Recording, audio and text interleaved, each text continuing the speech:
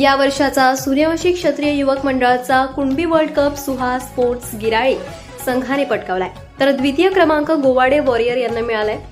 गेल्या 40 वर्षांपासून ग्रामीण भागातील विद्यार्थी युवक क्रिकेटप्रेमी खेळाडूंना प्रोत्साहन मिळावे म्हणून कुणबी समाजाचे युवक मंडळ सातत्याने स्पर्धेच्या माध्यमातून वर्षभर अनेक उपक्रम राबवत असते.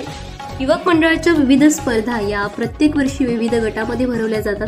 कबड्डी, क्रिकेट शाळेत स्पर्धा भरून ग्रामीण भागातील युवकांना, विद्यार्थ्यांना, क्रीडाप्रेमींना युवक मंडळ वेगवेगळे व्यासपीठ निर्माण करून देते.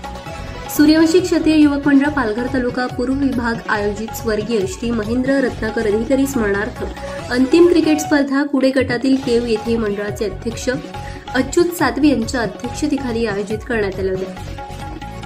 या स्पर्धेचे उद्घाटक संदीप पावडे, विशेष अतिथी प्रतीक केतन घरत, प्रमुख पाहुणे निलेश जनार्दन पाटील, धनंजय विश्वनाथ पाटील हे होते. या स्पर्धेत एकूण 16 संघांनी सहभाग घेतला होता. सदर स्पर्धा ही युवक मंडळाचा वर्ल्ड कप म्हणून ओळखला जातो. या स्पर्धेला आता युवक मंडळाचे माजी अध्यक्ष, सामाजिक कार्यकर्ते स्वर्गीय महेंद्र रत्नाकर अधिकारी यांचे नाव देण्यात आले.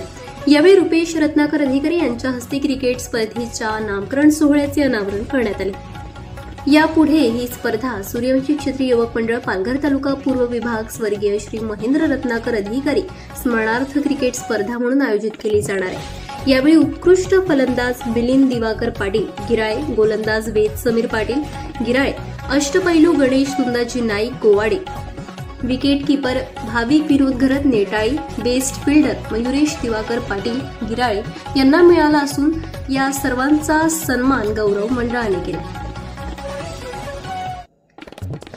या स्पर्धेला अनेक आजी-माजी पदाधिकारी, खेळाडू व क्रिकेटप्रेमी यांनी हजेरी लावली होती. मंडळाचे अध्यक्ष, विश्वस्त, खजिनदार, सरचिटणीस, गटाध्यक्ष, पदाधिकारी, कार्यकर्ते यांनी हा कार्यक्रम यशस्वीरित्या पार पाडला. वर्षभर विविध उपक्रम राबवणाऱ्या युवक मंडळाला जनतेचा वाली ग्रुप परिवाराकडून नवीन वर्षाच्या हार्दिक शुभेच्छा. युवक मंडळाच्या पदाधिकाऱ्यांसह समाजातील युवकांनी जनतेचा वाली युट्यूब चॅनलला सबस्क्राईब करण्याचे आम्ही जाहीर आवाहन करतो.